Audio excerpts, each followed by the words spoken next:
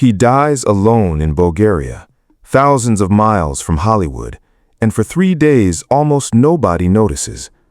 Owain Rhys Davies, the Welsh actor who once stood inside David Lynch's dream and danced through Brit Marling's dimensional labyrinth, is found dead in his apartment in Karjali at 44 years old. No foul play, no clear cause, just silence, and then a Facebook post from a friend that ripples slowly across an industry that had already moved on. By the time the news reaches Los Angeles, most of the people who worked beside him have to scroll back through old call sheets to remember his face. This is not the story of a star who burned out. This is the story of a man who disappeared while still breathing. And the question nobody wants to ask is whether Hollywood even noticed he was gone before he died. Stop here for a moment, because what happened to Owain Rhys Davies is not just tragic, it's diagnostic. He was not famous enough to be mourned by millions. He was not obscure enough to be ignored entirely.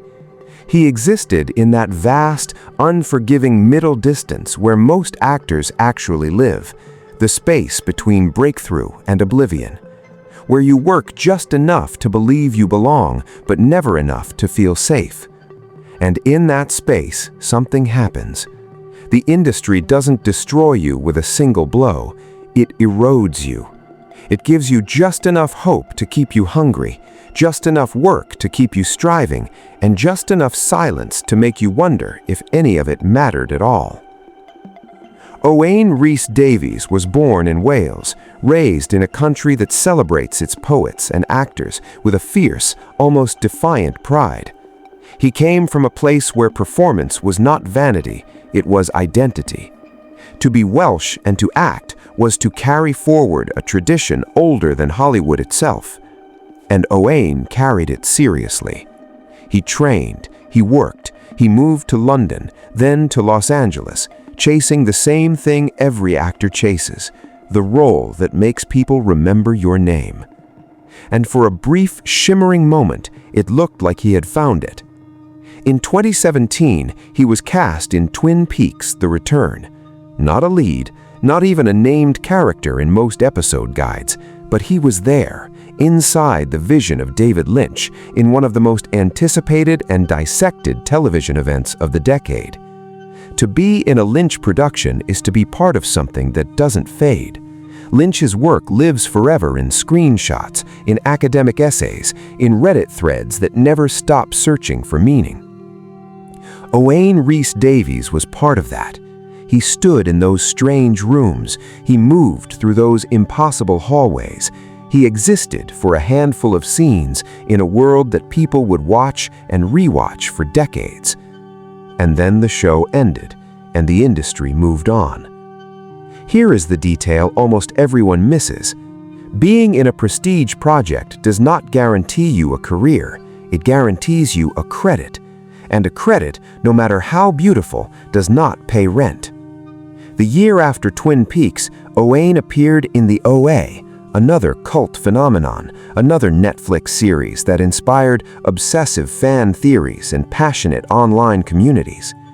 Brit Marling and Zal Batmanji built a world of near-religious intensity, and Owain was part of it. He played a character named Kahafni, a name that fans debated and dissected. He was there in Season 2, the one set in another dimension, the one that felt like a fever dream shot through with grace. And then the OA was canceled, and once again, the world moved on. Look at this from his side. You do everything right. You train, you audition, you book roles in projects that critics praise and fans adore.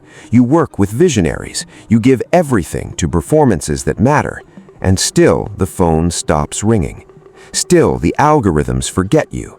Still the industry that promised you a future offers you nothing but the memory of what you almost had. Because here is the truth they don't tell you when you move to Los Angeles. Hollywood does not care about your resume, it cares about your momentum. And momentum is not something you earn, it's something you're given, and it can be taken away just as easily. By 2020, Owain Rhys Davies had left Los Angeles. He moved to Bulgaria. Accounts differ exactly why.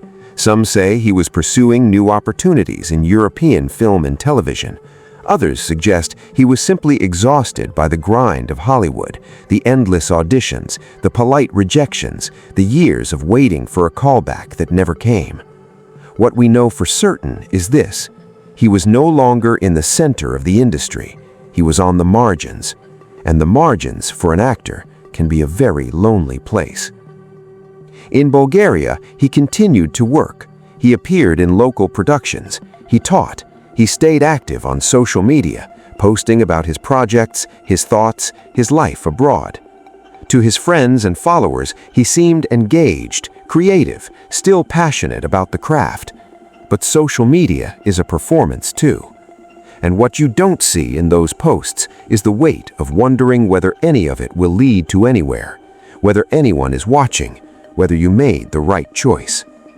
And then, in early 2025, he died. The announcement came not from a studio or a publicist, but from a friend. A simple, heartbroken Facebook post. Owain Rhys Davies, actor, teacher, friend, had been found dead in his apartment in Karjali. He was 44 years old. No cause of death was immediately released, no foul play suspected. Just a life that ended quietly, far from the spotlight he had once touched. And here is where the story turns, because the reaction to his death was not silence, it was scattered grief. Friends and colleagues posted tributes. Twin Peaks fans shared screenshots of his scenes. The OA communities mourned him as part of their constellation. People who had worked with him remembered his kindness, his professionalism, his talent. The tributes were genuine. The sorrow was real. But they were also late. Why does it take death for Hollywood to remember you existed? Owain Rhys Davies did not die of addiction. He did not die in a scandal. He did not die in a way that makes for easy headlines or cautionary tales. He simply died, alone, in a country most people in Los Angeles couldn't find on a map.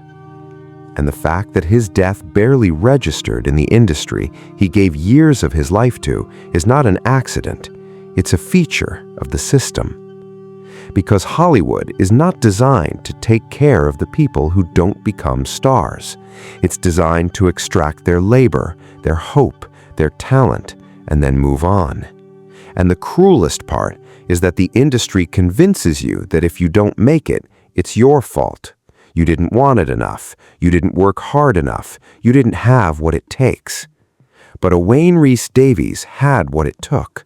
He booked roles in 2 of the most critically acclaimed, culturally significant television series of the last decade, and still, it wasn't enough. Here is the question nobody wants to ask. How many others are out there right now, living in that same lonely middle distance, wondering if they matter? How many actors are teaching classes in cities far from Los Angeles, posting updates that fewer and fewer people see, trying to hold on to the belief that their work had meaning? How many of them will die without obituaries in Variety or The Hollywood Reporter? How many of them will be remembered only by the people who loved them, not by the industry that used them? Owain Rhys Davies was not a cautionary tale about excess. He was a cautionary tale about invisibility. And the worst part is that his work will outlive him. Twin Peaks: The Return will be studied and celebrated for decades.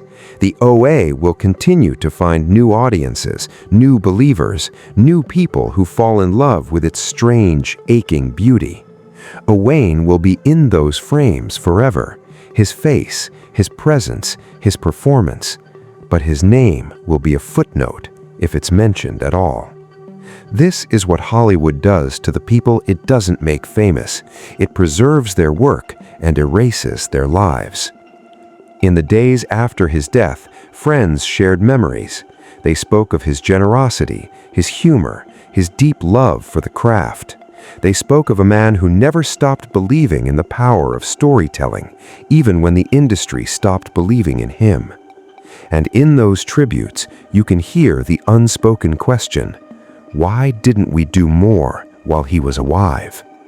Because that is the other cost, not just to the person who dies alone, but to the people who realize too late that they could have reached out, they could have checked in, they could have reminded him that he mattered.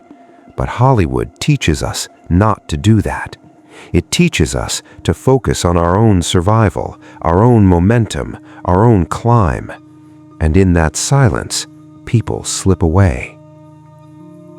Owain Rhys Davies died at 44. He died in a country far from home. He died without fanfare, without headlines, without the industry that once employed him pausing to notice. And the fact that this story is not unique is the most damning thing of all. Because for every actor you remember, there are 1,000 you don't. And most of them gave just as much, worked just as hard, believed just as deeply. They just didn't get lucky. They didn't catch the right break. They didn't have the right manager, the right look, the right moment. And so they disappeared. And then they died. And the world kept turning. But here is what remains, the work. Somewhere, right now, someone is watching Twin Peaks: The Return for the first time. They're pausing on a frame. They're studying a face. They're wondering who that actor is, what his story was. And maybe, just maybe, they'll look him up. They'll find his name, Owain Rhys Davies, Welsh actor, teacher, traveler. A man who stood inside David Lynch's dream and Brit Marling's dimension and then walked off into a life that Hollywood forgot to follow. And maybe that person will pause, and maybe they'll feel the weight of what it means to be remembered only after you're gone. This is not a story about fame. This is a story about the cost of chasing it. And the price is not always paid in drugs or divorces or tabloid scandals.